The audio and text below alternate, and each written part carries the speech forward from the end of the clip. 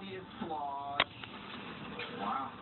Guys, I see some numbers here which lend some authenticity to the vehicle. I'm going to keep looking. Well, 4-inch armor, that's good. Let's pop the hood. Come here, Suki. Correct hood. But that's not correct. Modernized. Yeah, that's what's concerned me. Like everything underneath was modernized. So, Rick, you want the good news or the bad news? Look at the bad news. Well, the bad news, this thing is pieced together. Okay.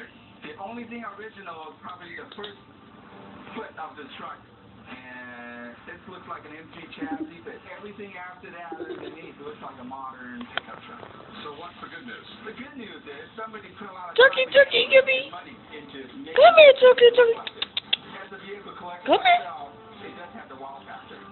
Suki. So what's a wow factor worth? A pristine Come one here. is worth about $100,000. Come here, Suki. This, Come here. I think up to $20,000. Okay. All right. Thanks. It's not an original 1941 Army truck, but it still looks bad. There's definitely a market for military reconstruction bids.